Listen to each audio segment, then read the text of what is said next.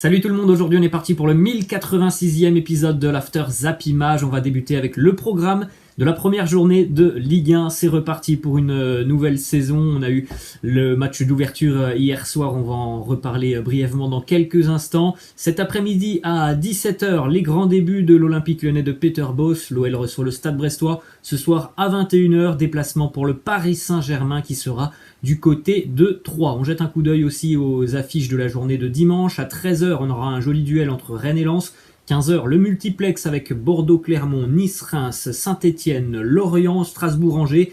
À 17h, le champion de France lillois sera du côté de Metz. Et puis on terminera à 21h avec une très belle affiche entre Montpellier et Marseille. Petite information du côté du groupe parisien qui va se déplacer donc dans la soirée du côté de Troyes. Il y a quelques absents du côté de Paris, notamment Sergio Ramos, Idrissa Gueye, toujours à cause du protocole Covid, Alexandre Letellier, qui est l'un des gardiens du Paris Saint-Germain, Colin Dagba, mais aussi Juan Bernat ne seront pas du déplacement ce soir du côté de Troyes. On poursuit les amis avec donc le premier résultat de cette nouvelle saison de Ligue 1, c'était hier soir au stade Louis II. Déjà le deuxième match officiel de la saison pour l'AS Monaco qui s'est imposé en milieu de semaine lors de son barrage aller de Champions League. Monaco recevait hier le FC Nantes, ça s'est soldé sur un score nul de 1 partout entre les deux équipes.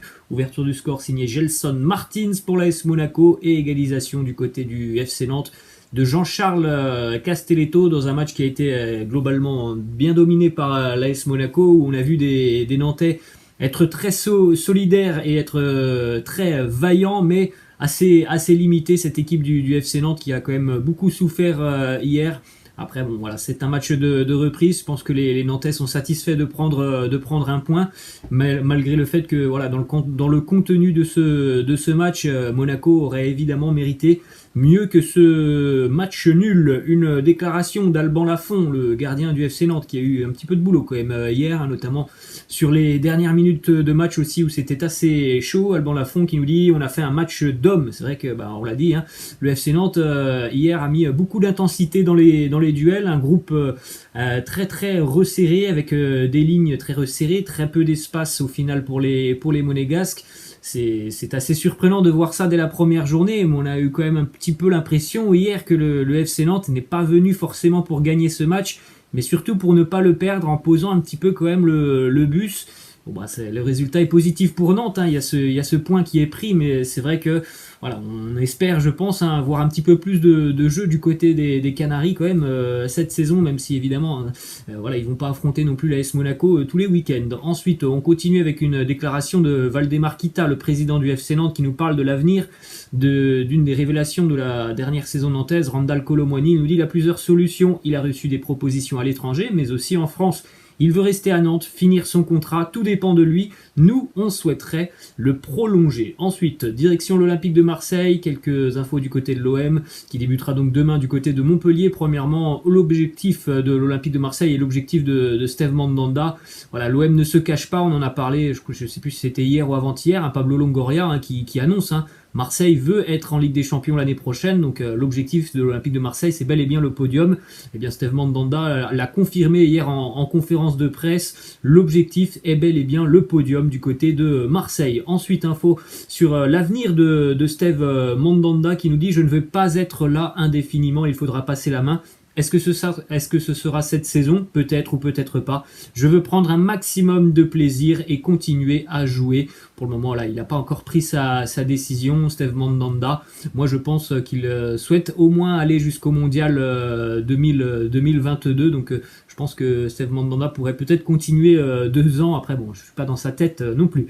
Ensuite, on a une information qui concerne Doulier Kaleta-Tchar dont on avait parlé hier. West Ham a transmis une offre pour l'Olympique de Marseille, une offre de 14 millions d'euros plus des bonus qui sont compris. Donc au final, cette offre pourrait s'élever à 17 millions d'euros. À l'heure actuelle, l'Olympique de Marseille réclame 20 millions d'euros. D'autres clubs anglais sont à l'affût.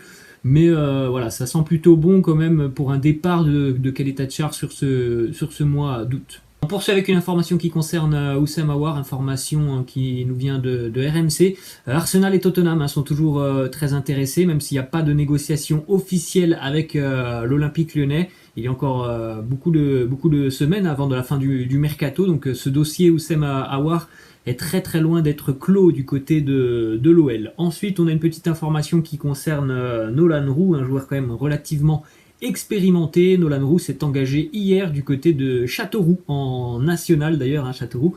Hier s'est imposé pour la reprise du championnat de national. Direction le Paris Saint-Germain avec une déclaration de Presnel Kimpembe qui nous dit: Paris c'est mon club de cœur, c'est là où j'ai grandi, c'est là où j'ai tout appris, j'y ai fait mes premières classes, donc forcément le fait de pouvoir continuer à travailler ici, c'est puissant, c'est toujours un plaisir. Il y a eu beaucoup de rumeurs qui ont entouré Presnel Kimpembe il y a quelques semaines. Ces rumeurs étaient liées notamment à l'arrivée de Sergio Ramos. Évidemment, il faudra batailler pour Presnel Kimpembe pour avoir et garder une place de titulaire, mais il faut aussi se dire que Sergio Ramos, voilà, il sera pas là non plus éternellement du côté du Paris Saint-Germain. Déjà là, vous le voyez sur le début de cette saison, il y a quelques pépins physiques pour Ramos, donc évidemment du côté de Paris, on n'a pas envie de perdre Presnel Kimpembe qui physiquement n'a pas le même âge que Sergio Ramos et peut toujours avoir un apport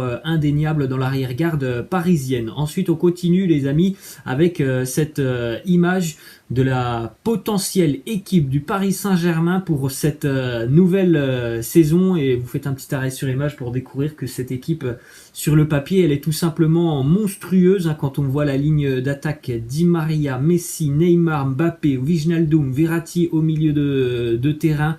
Bon, après ce sont des choix, il y a aussi d'autres joueurs, hein, qui sont sur le banc de touche, mais c'est quand même assez incroyable. Hakimi, Marquinhos, Ramos ou Kimpembe, Juan Bernat, Navas ou Donnarumma. Là, on a quand même une équipe assez extraordinaire du côté du Paris Saint-Germain. On poursuit les amis donc avec cette grosse info qui est tombée dans l'après-midi hier, qui a été confirmée notamment par RMC Sport, par Le Parisien. Lionel Messi a dit oui au Paris Saint-Germain.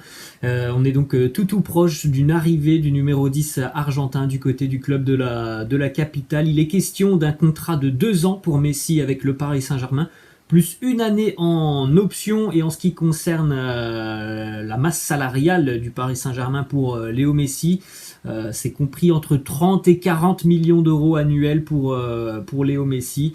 Il se pourrait que ce dossier avance rapidement ce dimanche, puisqu'il devrait y avoir une réunion prévue demain entre les dirigeants du Paris Saint-Germain et le papa de Léo Messi, à savoir Jorge Messi. Une déclaration de Mauricio Pochettino, l'entraîneur du Paris Saint-Germain, qui nous parle donc du cas Léo Messi. Il nous dit: plutôt qu'un poste dans le cas de Messi, c'est la qualité d'un joueur de ce calibre qui compte, et pas uniquement pour le Paris Saint-Germain.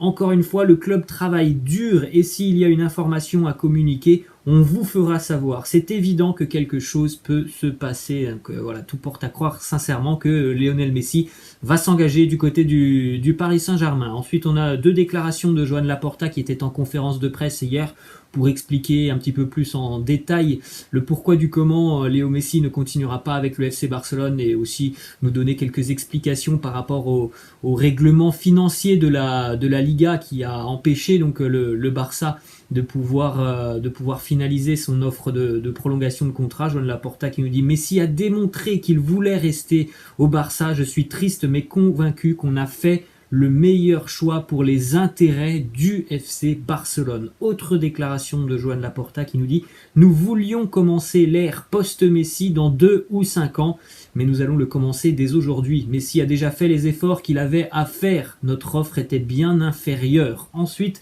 on continue avec une double déclaration d'Antoine Griezmann qui salue Léo Messi. Il nous dit, Antoine Griezmann: très peu de gens savent qui est Messi. Tu as été mon modèle en tout. Bonne chance à toi et à ta famille, où que vous alliez. La seule chose que je puisse te dire est que pense tout amoureux du football, merci pour tout ce que tu as fait au Barça, pour la ville, pour le club, tu as tout changé. Ensuite, on a une information qui concerne Sergio Agüero, dont on avait parlé hier, hein, Sergio Agüero qui est venu à Barcelone. Voilà, on peut le dire, il est venu parce qu'il y avait son copain Léo Messi qui était du côté du FC Barcelone. Léo Messi n'est plus là, mais Sergio Agüero est toujours là, et visiblement Sergio Agüero serait terriblement déçu et mécontent de la tournure dont ont pris les événements, puisqu'il faut savoir aussi que Sergio Agüero est arrivé du côté de Barcelone en faisant de grosses concessions au niveau de son salaire pour aider à la prolongation de contrat de Léo Messi. Donc il a fait des efforts financièrement qui au final n'ont rien servi. Sergio Agüero l'a vraiment mauvaise contre la direction du FC Barcelone. Ensuite on continue les amis du côté du Real Madrid, une déclaration de Lucas Vazquez qui nous dit: je nous vois capables de rivaliser avec n'importe qui. Nous avons montré que nous sommes très difficiles à battre. Il y a une envie de se mesurer aux clubs d'Europe et bien sûr de les battre. Ensuite, autre déclat de Lucas Vazquez sur le secret de Luka Modric. Il nous dit: il ne veut rien dire à personne dans le vestiaire. Depuis que je joue avec lui, il me semble être un meilleur footballeur chaque année. Il lui reste encore des forces. Je ne pense pas que ce soit sa dernière année avec nous. Direction l'Angleterre cette fois-ci avec une déclaration de Harry Kane sur sa reprise de l'entraînement avec les Spurs de Tottenham, reprise qui est prévue donc aujourd'hui pour Harry Kane. Il nous dit: je ne vais pas entrer dans les détails de la situation, mais je tiens à préciser que je n'ai jamais refusé de m'entraîner. Je retournerai au club ce samedi comme prévu. On rappelle que il y a eu pas mal de divergences dans ce dossier Harry Kane depuis quelques jours. Il était absent de l'entraînement. D'après lui, il devait reprendre aujourd'hui. Bon, c'est un petit peu quand même bizarre cette histoire d'Harry Kane avec Tottenham. Direction Manchester City avec l'image de la rencontre entre Pep Guardiola et Jack Grealish. Une déclaration de Jack Grealish qui est un grand fan de Kevin De Bruyne. Il nous dit: j'ai toujours dit qu'à part Ronaldo et Messi, je pense qu'il est le meilleur au monde. Je pense qu'il a absolument tout. Je me suis basé sur la façon dont il joue et dont il trouve toujours la dernière passe parfaite. J'ai hâte de jouer avec lui. C'est vrai que ça laisse rêveur quand même d'avoir un Kevin De Bruyne au milieu de terrain et un Jack Grealish sur le côté. Quand on connaît la qualité technique des deux joueurs, leur vision du jeu, leur qualité de passe, on se dit que ça peut faire vraiment très très mal aux défenses de Première Ligue. Ensuite, information qui concerne l'ailier portugais Bernardo Silva qui aimerait beaucoup jouer en Liga. Ça serait sa première option en cas de départ sur ce mercato estival. D'ailleurs, Pep Guardiola a annoncé hier que 2 à 4 joueurs de l'effectif de City souhaitaient quitter le club et il en a déjà confirmé un nom, on vient d'en parler. Bernardo Silva souhaite quitter Manchester City. Direction Manchester United, une déclaration d'Ole Gunnar Solskjaer sur l'avenir de Paul Pogba. Il nous dit: j'espère que chaque joueur pense que Manchester United est l'endroit idéal pour gagner des trophées. Lorsque vous signez pour ce club, vous devez relever le défi. Paul est revenu et est frais à l'heure actuelle. Les discussions que j'ai eues avec lui ont toutes été positives. Ensuite, une information du côté de Tottenham, c'est officiel, on en parlait depuis quelques jours, voire quelques semaines. Les Spurs se renforcent dans le secteur défensif. On rappelle que Tottenham a notamment perdu Toby Alderweireld sur ce mercato. Cristian Romero, le défenseur argentin, s'engage avec les Spurs. Montant du transfert 55 millions d'euros qui arrive du côté de l'Atalanta Bergame. L'Atalanta a réalisé une énorme plus-value sur ce transfert de Cristian Romero qui a définitivement été acheté par l'Atalanta pour 16 millions d'euros à la Juventus. Faites le calcul, près de 40 millions d'euros de plus-value réalisée par l'Atalanta sur ce transfert de Cristian Romero.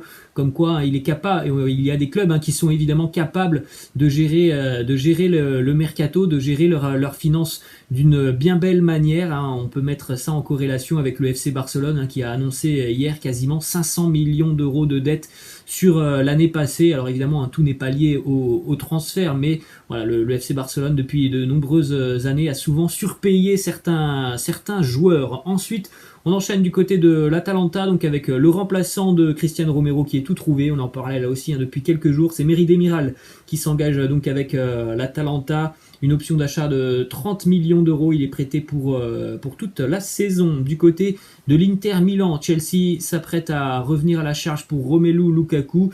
Il y a 2 offres qui sont à l'étude du côté des Blues de Chelsea. 110 à 115 millions d'euros cash pour Romelu Lukaku ou alors 105 millions d'euros plus Davide Zappacosta. On va terminer les amis avec ce petit troll de Jorginho. On rappelle lors de l'Euro, Phil Foden avait annoncé que si la sélection anglaise remportait l'Euro, toute l'équipe se teindrait les cheveux en blond platine. Et bien hier, joli petit troll de Jorginho qui a posté une petite photo sur ses réseaux sociaux avec le blond platine, mais pour lui et non pas pour la sélection anglaise. Voilà les amis, la fin de cet After Zappimage. J'espère que ça vous a plu. N'hésitez pas comme d'habitude à lâcher un petit pouce bleu. Je vous laisse, je vous dis à la prochaine. Ciao.